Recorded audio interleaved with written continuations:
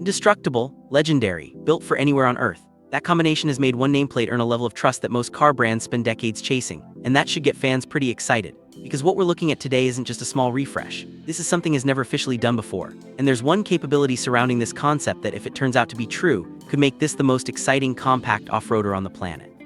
We'll get there, but stay with me until the section, because that's where everything comes together. This is what a 2027 Mini Land Cruiser could look like. Up front, imagine a grille that borrows the flat, wide face of the full-size Land Cruiser scaled down but losing none of the authority. The headlights are expected to carry a stacked LED setup positioned high and wide, giving it that unmistakable upright stare. The body is boxy, deliberately so, straight slab sides, sharp corners, a shape that makes no apology for what it's built to do. Wheel arches are expected to be aggressively flared, making room for chunky all-terrain tires on steel-reinforced rims that mean business. Lower body cladding runs the full perimeter in tough matte finish plastic, the kind designed to take a hit and keep going. Around back, vertical tail lamps sit wide on a flat tailgate, with a full-size spare mounted externally, exactly where it belongs on a serious off-roader. Every design choice here connects directly to function: shorter overhangs, higher ground clearance, a silhouette for approach and departure angles on real terrain, not just car park curbs. But what's waiting inside is where this concept surprises you.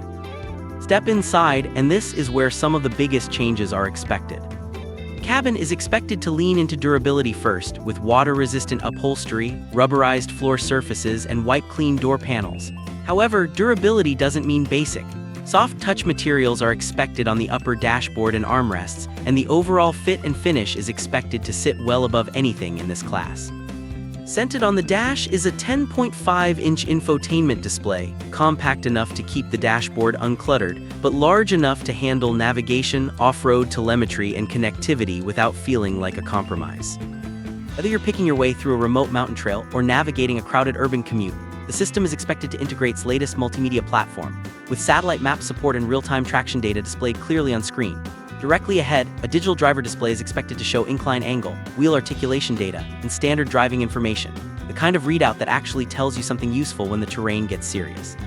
Storage is expected to be intelligently designed throughout. Overhead grab handles double as gear hooks, the center console is narrow but deep, and the rear cargo area is flat-floored and configurable. The seats are expected to be firm, supportive, and designed to hold you in place when the going gets rough. Whether you're heading into the wilderness for a week or just doing the school run, this cabin is built to work as hard as you do. And what's under the bonnet might just be the most interesting part of all. Proven 2.8, the same engine that has powered Land Cruisers and across some of the toughest terrain on Earth, is expected to form the backbone of this concept. It delivers strong low-end torque, meaning pulling power from a standstill, and it does so with the kind of long-term reliability that has made the default choice in remote use markets for decades. That engineering heritage isn't going anywhere. But here's that changes everything. Is reportedly exploring a hybrid variant of this Mini Land Cruiser that pairs with a rear-mounted electric motor, a setup that would give the rear wheels instant electric torque on demand. If this happens, you're looking at a compact off-roader that could essentially power its rear axle independently of the engine, giving it a form of torque vectoring that no vehicle at this size and price point currently offers. In plain terms, each rear wheel could receive exactly the right amount of power at exactly the right moment, which means traction on surfaces where other vehicles simply stop. And the most intriguing detail being discussed? A crawl mode powered entirely by the electric motor at ultra-low speeds, meaning you could navigate the most technical terrain at walking pace with near-silent operation and total throttle precision. That's a capability currently reserved for vehicles costing 2 or 3 times as much. If confirmed, it would be a genuine game-changer. On top of that, this concept is expected to feature a locking rear differential, meaning both rear wheels turn together under full load, combined with a 2-speed transfer case for true low-range off-road driving. This is serious hardware, not marketing language. And the price they're expected to put on all of this is equally hard to ignore. The Mini Land Cruiser concept is expected to carry a starting price of around $32,000 USD for the base configuration. Hybrid variant, if it reaches production, is expected to push that figure toward $41,000 to $46,000. However, when you consider what its reliability record does for long-term ownership costs, and how consistently Land Cruiser badge vehicles hold their value in used markets, that number becomes far easier to justify. Nameplate vehicles regularly outperform competitors on resale value across every major market track. The target markets are clear: Sub-Saharan Africa, Southeast Asia, the Middle East, and Central Asia, regions where roads disappear and vehicles need to earn their keep every single day. But the global appetite for compact, capable, honest off-roaders has never been stronger and knows it.